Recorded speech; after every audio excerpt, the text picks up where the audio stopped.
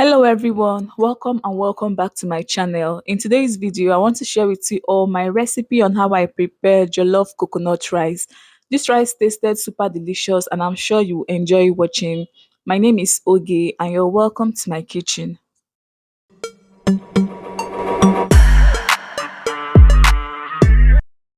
Let's get started. I'll start by extracting my coconut milk and I already took out the coconut from the shell. These are fresh coconuts and they've been washed properly.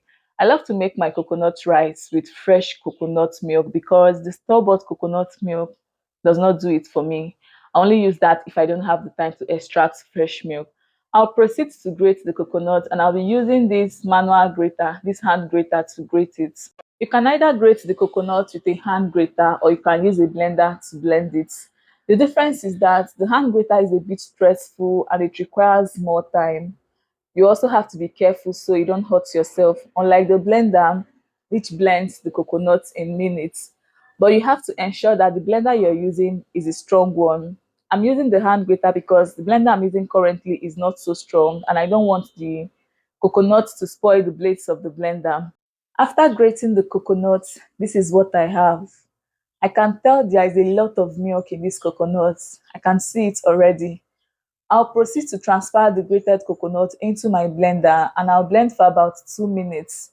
This is totally optional. It's really not necessary. I'm doing this because I want the coconut flakes to be really smooth so that I can extract every drop of milk in it. And to blend, I added hot water. This will help me extract every drop of milk in the coconuts. If you're new to the channel, hello, my name is Oge. Kindly consider subscribing and also turn on the post notification.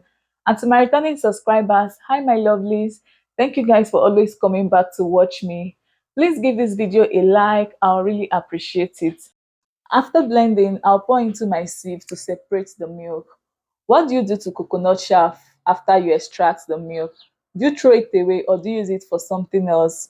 I know that people on keto diets use the coconut chaff to make swallow and they also use it to bake like the regular flour.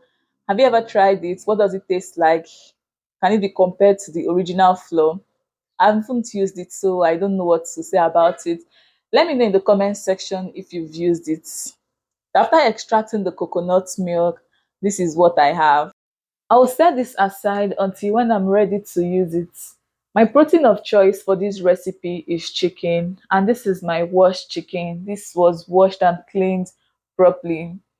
To season, I went in with some chopped onion, ginger and garlic paste, curry powder, chicken seasoning, rosemary and thyme. I love to season my chicken with rosemary.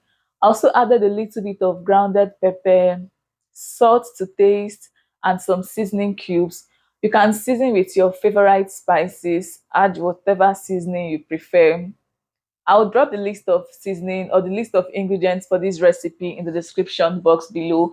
Please do well to check it out later.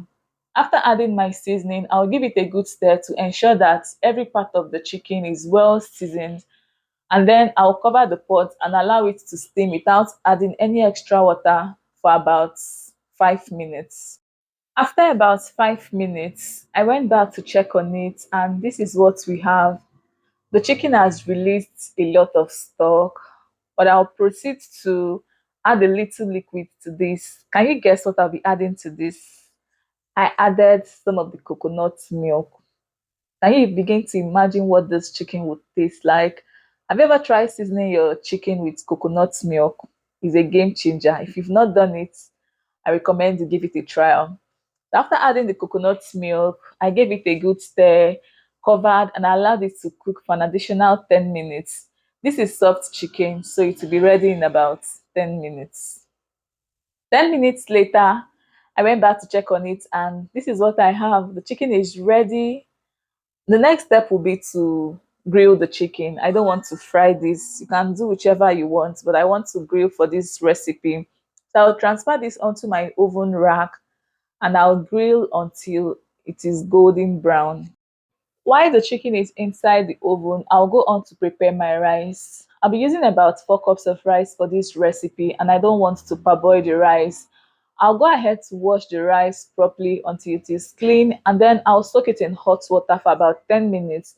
This is just to remove some of the starch in it, but you can do yours however you like. After soaking the rice for about 10 minutes, I drained out the water and washed it, and this is the result.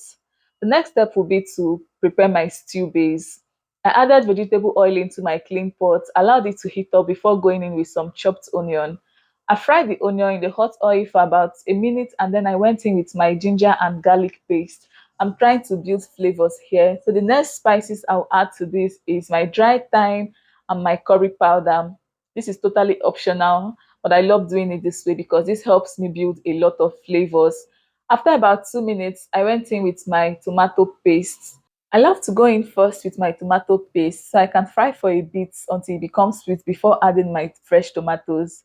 Which do you prefer and why do you do that? After frying for a while, I realized the oil in it was not enough, so I added a little bit of oil and I continued to fry until the tomato paste became sweet. Next, I went in with my tomato mix. This is a combination of fresh tomatoes and fresh peppers, and I continued to fry until it was ready to accept the rest of my ingredients. To season this, I went in with some coconut seasoning, curry powder, rosemary, and chicken seasoning. I also added seasoning cubes, gave it a good stir, and I continued to fry. If you're still watching to this point, thank you so much for staying with me. You're the best.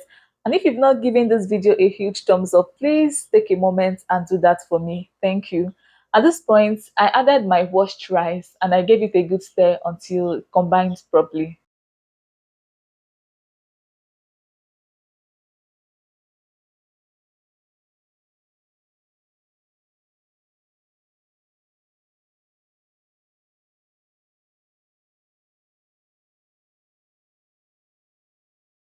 I added my creamy chicken stock and I also added the rest of my coconut milk.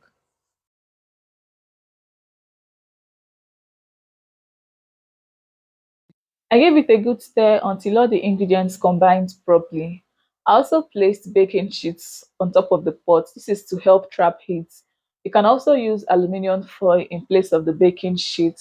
I covered it and allowed it to cook until the water in it dried up.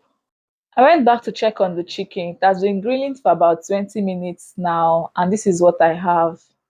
This is just so perfect. I love the color. What do you have to say about this, guys? It's looking well grilled and juicy. After about 7 minutes, I went back to check on the rice, and guys, this is what I have. This is looking really nice.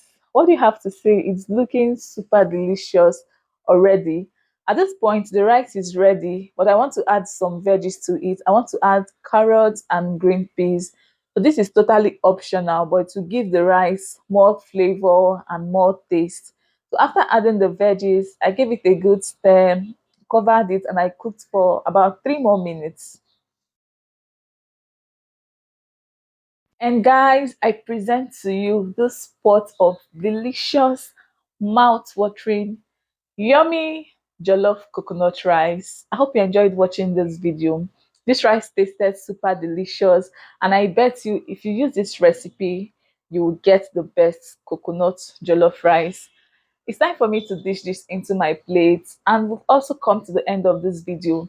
Please don't forget to like, share, and subscribe to the channel if you're yet to do so. Let me know if you'll be trying out this recipe. I enjoyed this rice with a glass of cold water. What will you enjoy with this rice? See you all in my next video. Bye.